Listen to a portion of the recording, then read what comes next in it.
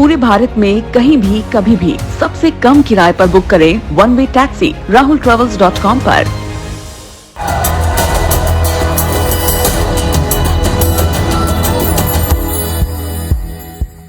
IBS24 जिला चौपाल कोंडागांव कल आज और कल powered by Danteshwari Bajaj showroom Kondagaon, health partner Siddhivinayak hospital Kondagaon, education partner little kids play school Kondagaon, strengthen by Goyal TMT and Goyal pipes, finishing school NH Goyal finishing school Raipur, frozen food gold, web partner IBS24.in जिस पर आप खबरें कहीं भी कभी भी अपडेट प्राप्त कर सकते हैं। तो IBS24 जिला चौपाल कोंडागांव कल आज और कल में अब बारी है जिले की प्रशासनिक मशीनरी के आधार स्तंभ उन तमाम अधिकारियों को सुनने की जो शासन की योजनाओं को जमीन तक पहुंचाते हैं और जमीन पर जो लोगों की मूलभूत आवश्यकताएं हैं उस मुताबिक योजनाओं को बनाने को लेकर अपना महत्वपूर्ण फीडबैक देते हैं। ये हमारा सौभाग्य कि इस जिले में हमने जो अधिकारी देखे हैं उनकी कार्यशैली देखी है, बड़े कम वक्त में युवा और ऊर्जावान तरीके से एक नए इनोवेशन टेक्निक के साथ में वो यहाँ के विकास को कर रहे हैं। आप सबकी जोरदार तालियों के साथ मंच पर स्वागत है श्री दीपक सोनी जी, कलेक्टर कोंडागांव, श्री दिव्यांग पटेल जी, पुलिस अधीक्षक कोंडागांव, और श्री प्रेम प्रकाश जी, CO जिला पंचायत कोंडागांव। आप तीनों को नमस्कार, आप तीनों का बहुत स्वागत है सर। दीपक जी से मैं चर्चा की शुरुआत करूंगा। ये आपके कार्यकाल में जिस अंदाज में आपने अभी तक तमाम जिलों में काम किया है, कोंडागांव को लेकर के एक प्रवेश से लेकर जब आप इस जिले की सीमा से बाहर जाते हैं तो एक बड़ा अच्छा सुंदर प्रकृति का गुलदस्ता नजर आता है।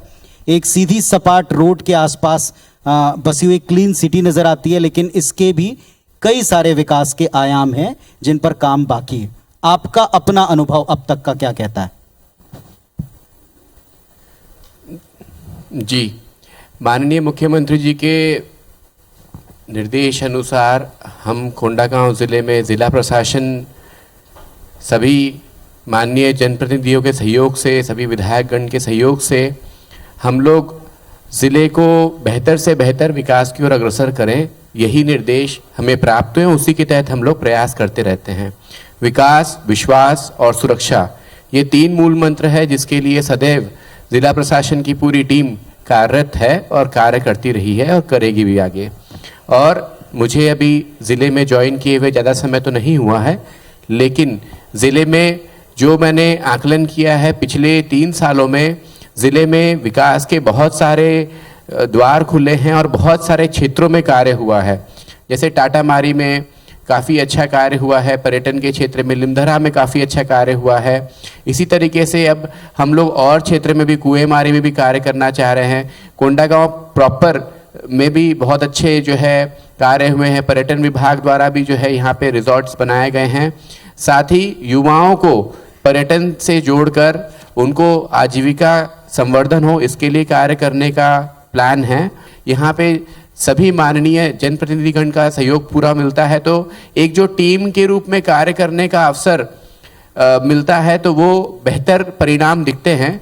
यहाँ के जितने हमारे नागरिकगण हैं, जो हमारे सभी अलग अलग क्षेत्र के वरिष्ठगण हैं, समाज के जितने आदरणीय अध्यक्ष हैं, समाज के लोगों से हमारी बातचीत होती रहती है, तो सबके पास ज़िले को आगे बढ़ाने के लिए अलग अलग सुझाव होते हैं।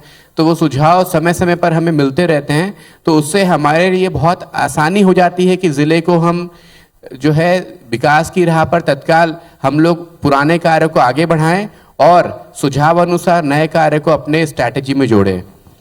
कलेक्टर साहब, क्या प्रायोरिटी आपको नजर आती है? इंफ्रास्ट्रक्चर है या यहाँ की, हम इसे शिल्प ग्राम कहते हैं, यहाँ की कला जो है विश्वविख्यात है, ऑलरेडी इसे विश्व में एक प्लेटफॉर्म दे चुकी है, लेकिन वैसा नहीं एक्सप्लोर किया गया जैसा हो सकता है और संभावनाएं।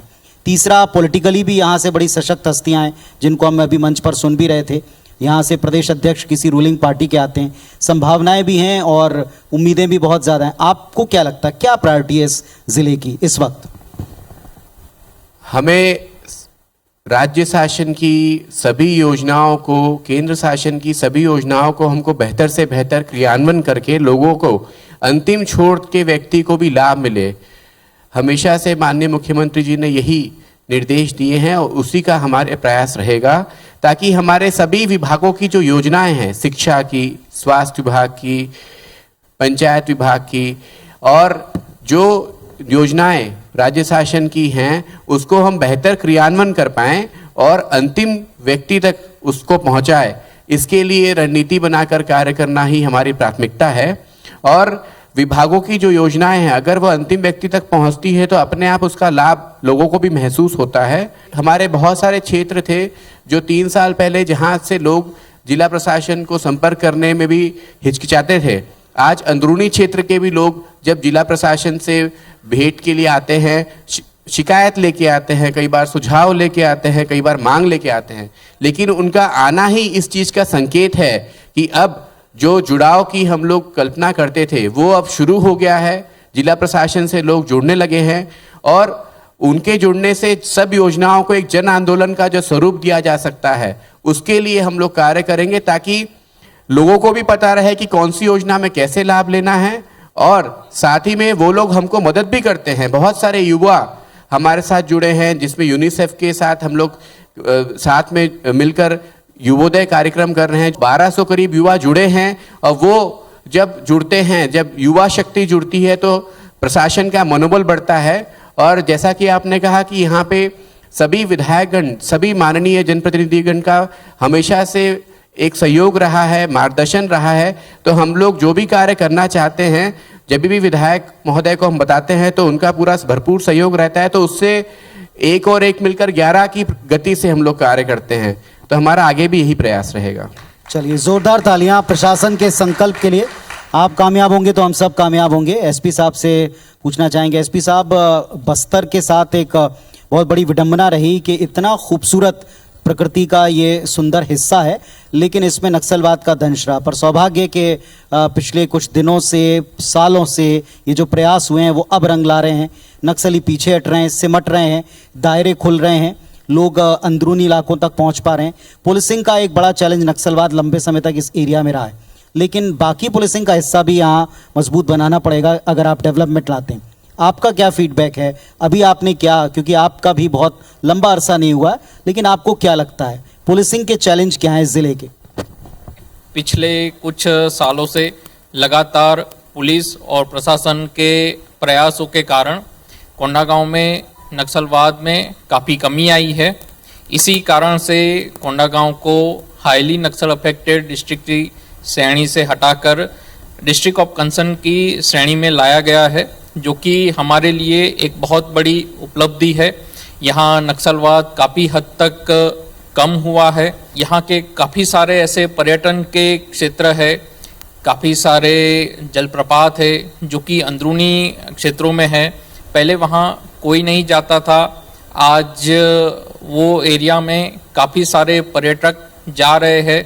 यही जनता में पुलिस प्रशासन और सरकार के प्रयासों से विश्वास आया है, जो कि हमारा मूल मंत्र है, विश्वास, विकास और सुरक्षा। आम जनता में एक विश्वास बढ़ा है पुलिस के प्रति, सरकार के प्रति, और आम जनता काफ़ी खुल के पुलिस और प्रशासन से जुड़ रही है। इससे एक बहुत अच्छा फ़ायदा हुआ है। हमारे कोंडागांव ज़िले के अंदरूनी क्षेत्र तक विकास पहुंचा है।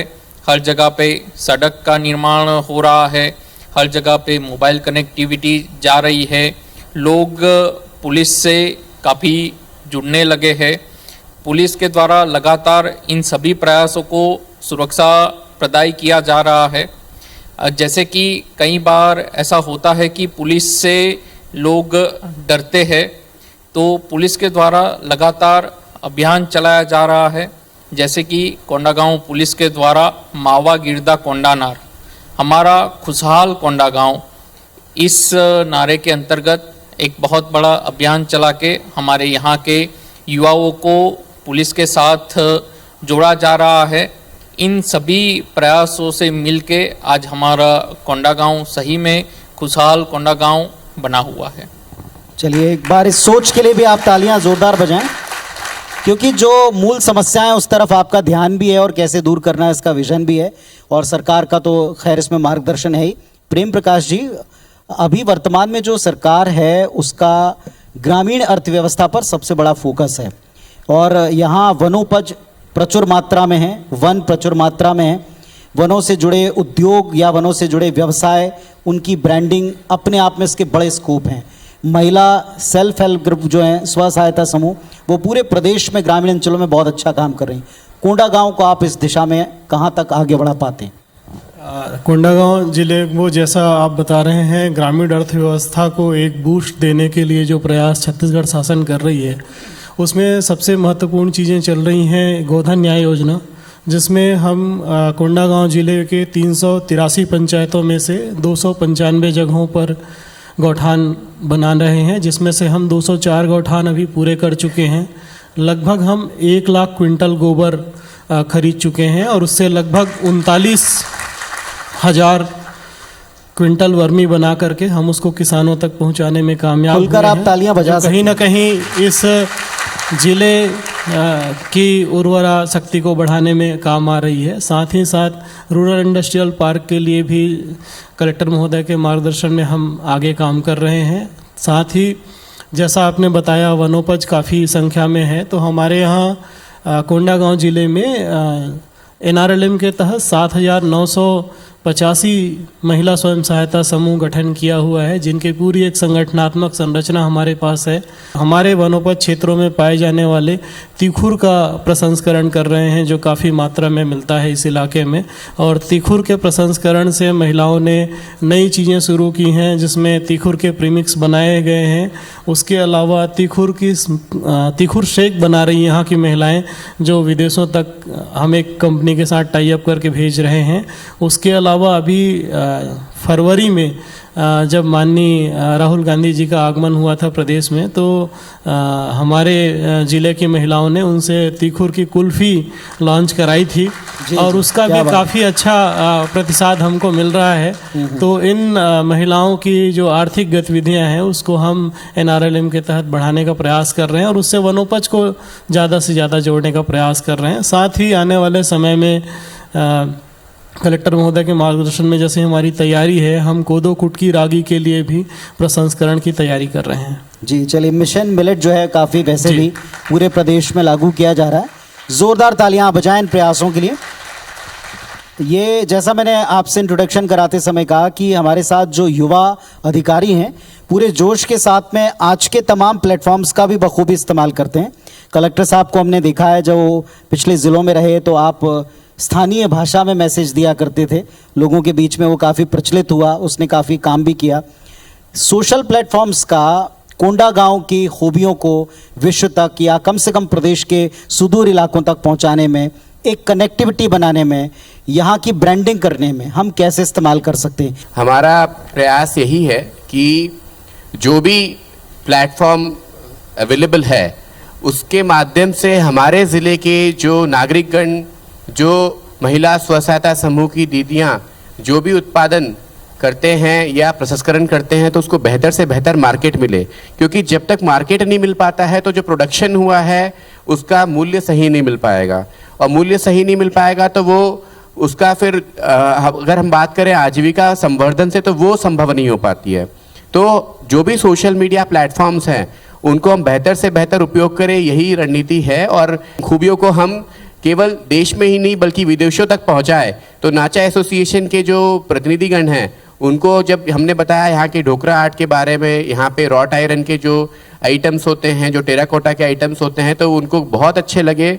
और हमारा यही प्रयास है कि केवल देश में ही नहीं बल्कि विदेशों में भी हमारे कोंडागांव ज़िले की ख्याति हो और बेहतर से बेहतर मार्केट उपलब्ध हो पाए। इसके लिए ज़िला प्रशासन जो है कई प्राइवेट संस्थाओं से भी MOU करने के लिए तत्पर है, ताकि हमारे जो यहाँ के जो उत्पादक है उनको बेहतर मार्केट मिले, साथ ही बेहतर मूल्य मिले।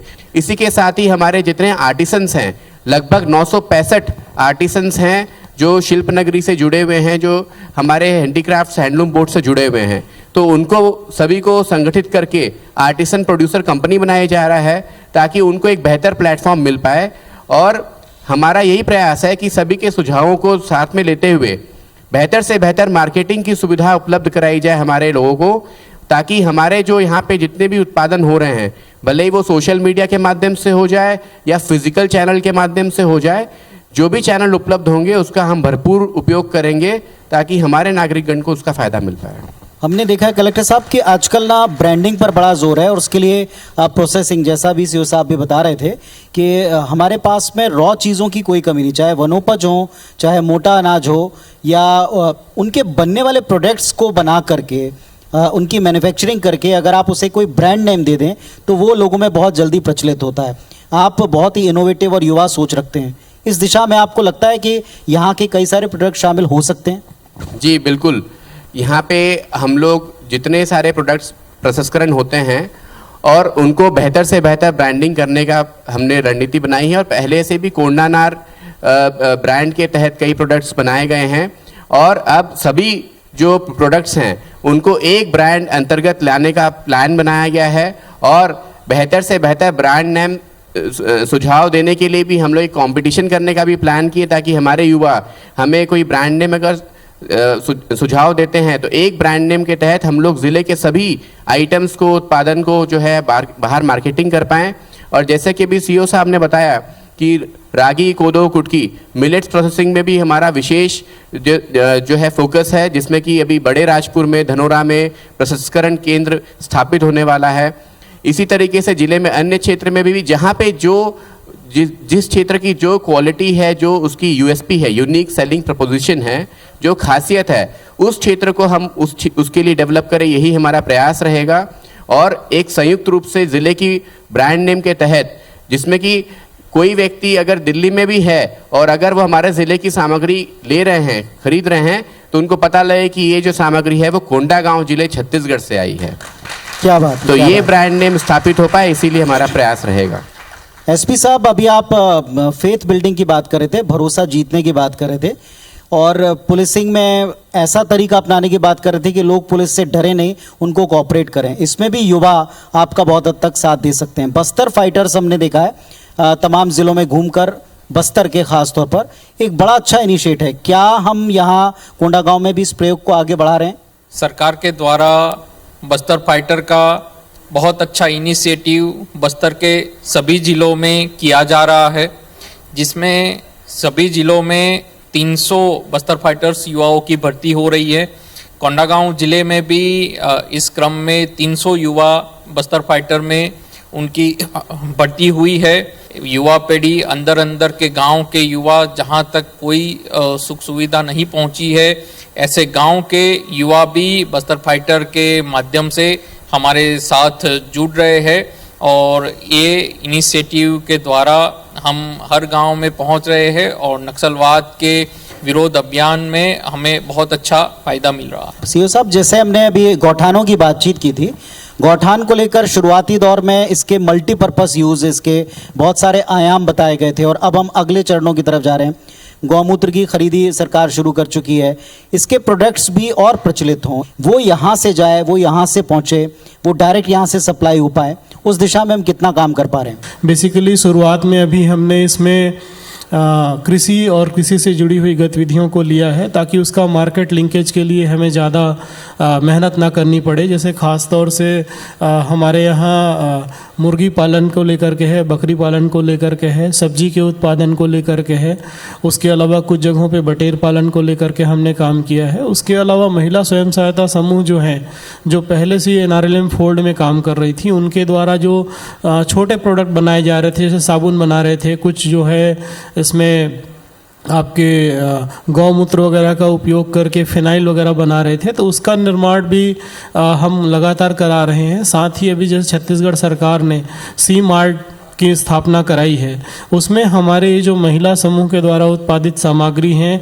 उनको भी हम सी मार्ट तक लेके आ रहे हैं। और अभी कोंडागांव जिला अपने महिला उत्पादक कंपनी उड़ान और महिलाओं के प्रोडक्ट को अपने सी मार्ट में सेल कर रहा है। उसके साथ साथ हम दूसरे ज़िलों के सी मार्ट को भी सामग्री उपलब्ध करा पा रहे हैं। अभी सी मार्ट में हमारे अपने ज़िले ने लगभग 12 लाख रुपए की सामग्री विक्रय की है। तो एक तरह से एक मार्केट के लिए जो छत्तीसगढ़ सरकार की संकल्पना थी उसको मूर्त रूप देने के लिए प्रशासन पूरा समर्पित है और आने वाले समय में रूरल इंडस्ट्रियल पार्क के रूप में भी हम इसको डेवलप करने जा रहे हैं। जल्द ही छत्तीसगढ़ सरकार की ओर से भी इसके आदेश आने वाले हैं, तो जब ये आदेश आएंगे तो हम रूरल इंडस्ट्रियल पार्क में भी कोंडागांव जिले में अच्छे से अच्छा काम करेंगे। IBS 24 2024 जिला चौपाल कल, आज और कल कोंडागांव का मकसद ही ये था कि हम आप सबके द्वारा ये पता लगा सकें कि आप सबके जहन में किन प्लानिंग्स के द्वारा इस पूरे ज़िले को आगे बढ़ाने का कार्य हो रहा है। और जैसा कलेक्टर साहब ने 100 की एक बात कही कि जब सरकार का साथ हो, आपके जनप्रतिनिधियों का आपके साथ में विश्वास हो और लोग अगर आपके साथ खड़े होकर काम करने के लिए तैयार हो, तो उस ज़िले को आगे बढ़ने से कोई रोक नहीं सकता। एक बार ज़ोरदार तालियां हमारे इस पैनल के लिए, बहुत ज़ोरदार तालियां बजाएं। और अब चूंकि इस मंच के ऊपर आदरणीय जनप्रतिनिधि मौजूद हैं और हमने अलग अलग पैनल के द्वारा कोंडागांव के विकास के ऊपर बड़ी सारगर्भित चर्चा की, जिसमें हिस्सा लेने के लिए इस मंच के ऊपर जो अधिकारी आए, जो महानुभाव है, उनका भी हम यहाँ सम्मान करना चाहते हैं। मैं आप सबकी ज़ोरदार तालियों के बीच बुलाता हूँ मंच के ऊपर अशोक पटेल जी, जिला शिक्षा अधिकारी कोंडागांव। ज़ोरदार तालियां आप सभी की चाहता हूँ मैं। सुश्री सोनल ध्रुव जी, जिला कार्यक्रम प्रबंधक स्वास्थ्य, मैं उनसे भी रिक्वेस्ट करता हूँ कि इन्हें प्रदान करें आज के इस कार्यक्रम की स्मृति। सादर मंच पर आमंत्रित हैं श्री संकल्प साहू जी, सहायक आयुक्त आदिवासी विकास कोंडागांव। मैं मंच पर आमंत्रित करता हूं हमारे साथ में श्री पंकज कुरे जी, डायरेक्टर दंतेश्वरी बजाज शोरूम एवं little kids play school Kondagaon. मंच पर आमंत्रित करते हैं Shri Rohit, director Siddhivinayak hospital Kondagaon. Doctor साहब को मैं सादर मंच के ऊपर आमंत्रित करता हूं। मैं रिक्वेस्ट करता हूं रविकांत डिमोले जी और श्री राकेश झा, डिप्टी मैनेजर, उन्हें भी आईबीएस टीम से इनवाइट करता हूं मंच पर कि आज के इस कार्यक्रम में अपनी गरिमामय उपस्थिति के लिए वो एक स्मृति चिन्ह प्रदान करें, आदर चिन्ह प्रदान करें श्री मोहन मरकाम जी को। जोरदार तालियां आपकी बजती रहें। श्री संतराम नेताम जी, विधायक और उपाध्यक्ष बस्तर विकास प्राधिकरण, वे हमारे साथ मंच पर रहे, अपने प्रखर संवाद उन्होंने यहाँ दिए। जोरदार तालियां उनके लिए। श्री चंदन कश्यप जी, विधायक नारायणपुर, हमारे साथ मंच पर रहे और हर बार की तरह इस बार भी पूरी ऊर्जा के साथ अपने इलाके के विकास की बात की। जोरदार तालियां इनके लिए। बहुत बहुत धन्यवाद आप सबका जुड़ने के लिए, इस मंच तक आने के लिए बहुत बहुत आभार।